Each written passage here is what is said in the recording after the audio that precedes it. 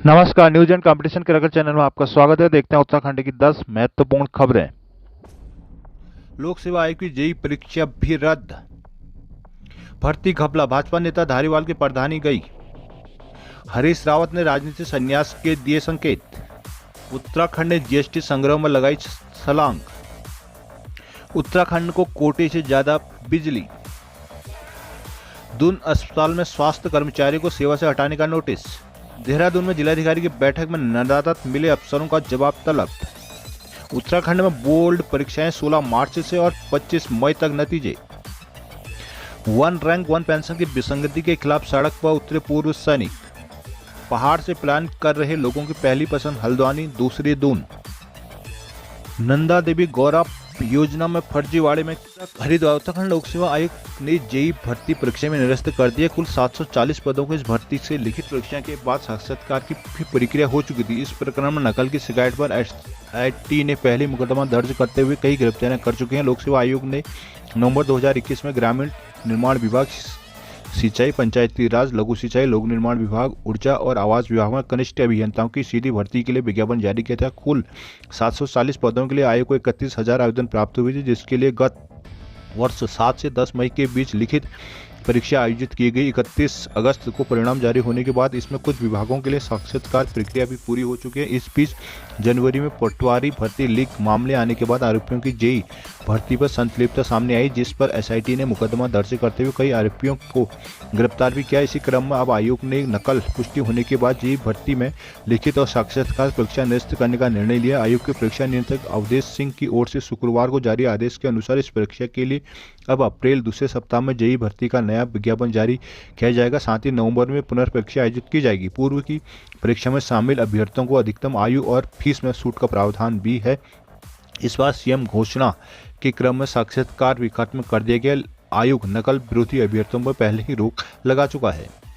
पूर्व सीएम हरीश रावत ने एक बार फिर सक्रिय राजनीति संन्यास के संकेत दिए। अपनी सोशल मीडिया पोस्ट में हरीश रावत ने लिखा कि स्वास्थ्य साधन और समझ तीनों इनसे बार बार अपनी गतिविधियां सीमित करने के आग्रह कर रहे हैं। इसी क्रम में उन्होंने सोचा कि इस बार कांग्रेस के भरानी सैन कूच में शामिल नहीं होंगे, लेकिन प्रदेश अध्यक्ष करण माहर के कहने पर अब वे 13 मार्च को भरानी सैल में उपलब्ध होंगे। हरीश रावत ने कहा कि वे स्पष्ट तौर पर अपनी गतिविधियां धीरे धीरे सीमित कर रहे हैं, इसलिए वो सोशल मीडिया के माध्यम से ही एक सक्रिय नेता जितना योगदान दे पा रहे हैं। रावत के मुताबिक कांग्रेस के पास अब सक्षम नेताओं की अग्रिम पंक्ति है। इसी क्रम में आज नहीं तो कल उन्हें अपनी गतिविधियां सीमित करनी है। रावत की पोस्ट पर लोगों ने खूब टिप्पणियां की। कुछ लोगों ने कहा कि उन्हें अभी उत्तराखंड की राजनीति में योगदान देना है, जबकि कुछ ने पूर्व में संन्यास का संकेत करने की बात याद दिलाई। उन्होंने अपने पोस्ट में राहुल गांधी के साथ ही सीएम पुष्कर सिंह धामी को भी टैग किया।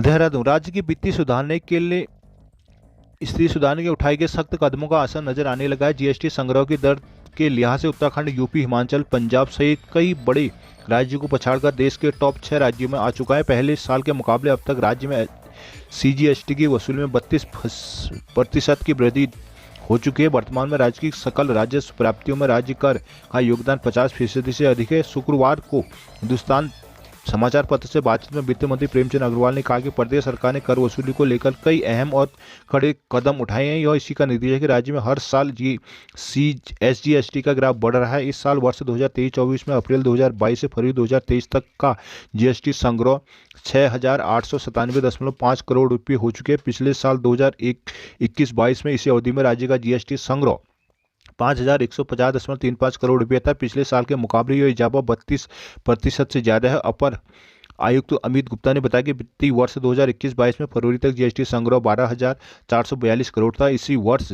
15,322 करोड़ रुपये है।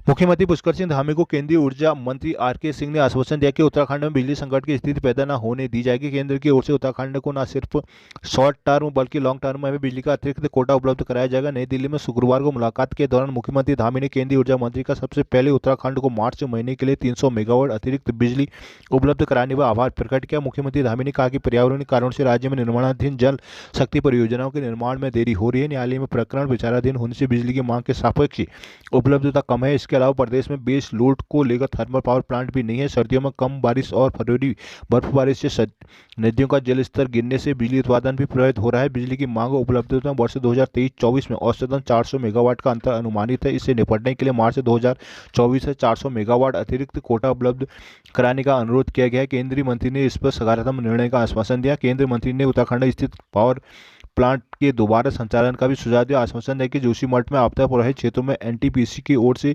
CSR मद में पुनर्निर्माण कार्यों में मदद दी जाएगी। इस दौरान केंद्रीय ऊर्जा मंत्रालय के आधिकारिक समेत ऊर्जा सचिव R Meenakshi Sundaram, MD UPCL Anil Kumar, RDSS के नोडल अधिकारी सुधीर कुमार सिंह मौजूद रहे। देहरादून में कोरोना काल में रखे गए 300 कर्मचारियों की सेवा 15 मार्च को समाप्त हो रही है। उन्हें सेवा समाप्ति के नोटिस दे दिए गए हैं। उन्होंने सेवा विस्तार या समायोजन की मांग उठाई। ऐसा नहीं होने पर उन्हें आंदोलन की चेतावनी दी है। शुक्रवार को दून में state front line health care worker union के बैनर तले कर्मचारियों ने डॉक्टर यूसुफ रिजवी एवं DMS डॉक्टर धनंजय डोभाल को ज्ञापन सौंपा था। 6 माह का सेवा विस्तार उन्हें दिया गया, अब फिर से हटाया जा रहा है, जबकि अस्पताल में कर्मचारियों को सख्त जरूरत है। अफसरों ने उन्हें प्राचार्य के माध्यम से शासन को प्रस्ताव भेजे जाने का आश्वासन दिया। उन्होंने कहा कि शासन में जो भी आदेश आएंगे उनका पालन करने की बात कही। प्राचार्य डॉक्टर आशुतोष सयाना के अनुसार कर्मचारी को अस्पताल को जरूरत है। कर्मचारी को सेवा विस्तार 11 महीने दिए जाने के लिए शासन का अनुरोध किया गया है। शासन से जो निर्देश मिलेंगे उनका पालन होगा। इसके अलावा सचिवालय एवं स्वास्थ्य निर्देशालय में कर्मचारियों ने ज्ञापन दिया। इस दौरान अध्यक्ष संजय कोरंगा, यशवर्धन, आकांक्षा, मुकेश राहुल आदि मौजूद रहे।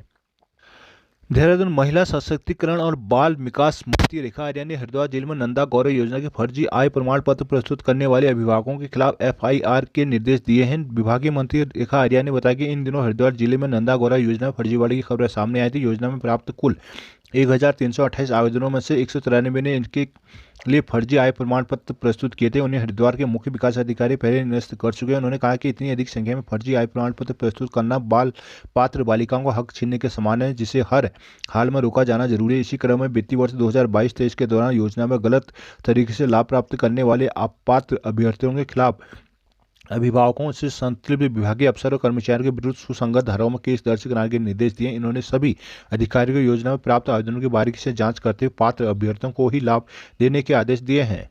मानसून सत्र की तैयारी को लेकर शुक्रवार को कलेक्ट्रेट में हुई डीएम की बैठक में कई विभागों में अफसर नहीं आए। डीएम सोनिका ने ऐसे अफसरों का जवाब तलब करने के निर्देश ADM वित्त को दे दिए हैं। उन्होंने बगैर कार्य योजना की बैठक में पहुंचने वाले अफसरों को आपदा एक्ट में नोटिस जारी करते हुए कह दिया है।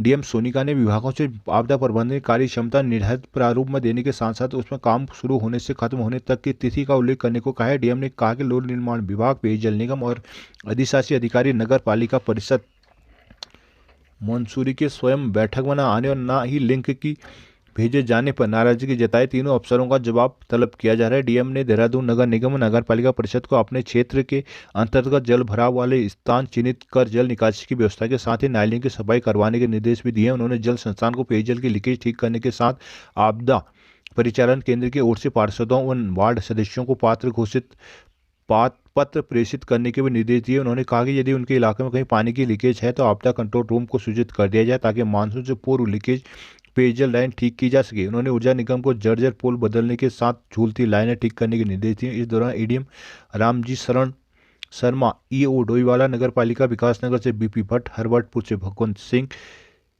राकेश कुमार, जिला प्रबंधन अधिकारी दीपशिखा रावत आदि मौजूद रहीं।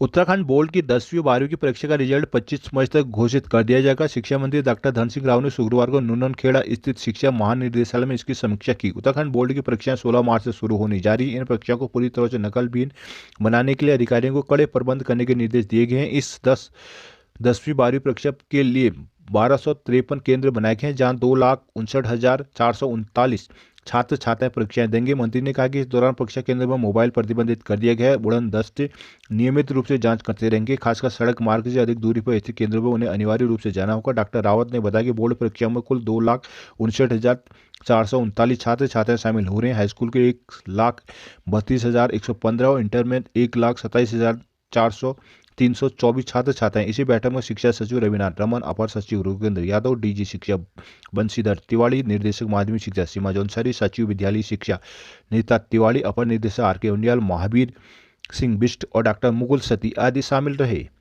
Haldwani one rank one pension 2 की विसंगति को दूर करने के लिए 7 सूत्रीय मांगों को लेकर पूर्व सैनिकों ने शुक्रवार को बुद्ध पार्क में जोरदार प्रदर्शन किया। इस दौरान उन्होंने रैली निकालकर सरकार पर अनदेखी का आरोप लगाते हुए सिटी मजिस्ट्रेट के माध्यम से प्रधानमंत्री को ज्ञापन भेजा। शुक्रवार को नैनीताल उधमसिंह नगर जिले के सैकड़ों पूर्व सैनिक नैनीताल रोड स्थित बुद्ध पार्क में एकत्रित हुए। उनका कहना था कि वन रैंक वन पेंशन 2 में कई विसंगतियां हैं, उन्होंने दूर न किया जा रहा है। जिसके अलावा एमएसपी अलाउंस में भी सभी रैंक के सम्मान की मांग लंबित है। उन्होंने युद्ध के शहीदों और घायलों को वन रैंक वन पेंशन 2 में जीसीओ और ओआर में आ रही असमानताओं को सही करने के मेडिकल कैटेगरी अलाउंस देने, प्रीमेच्योर पूर्व सैनिकों को भी पेंशन वृद्धि का लाभ दिए जाने की मांग उठाई। इस दौरान वक्ताओं ने सरकार की कार्य प्रणाली पर सवाल उठाए और पूर्व सैनिक अधिकारियों के हनन का आरोप लगाया। पूर्व सैनिकों की 12 मार्च को दिल्ली में होने वाली रैली में भाग लेने का आह्वान किया। धरना प्रदर्शन में लेफ्टिनेंट सेनानिवृत्त मान सिंह चौहान, KS कार्की, चंदन सिंह शाही, राजेंद्र सिंह मेहरा आदि मौजूद रहे।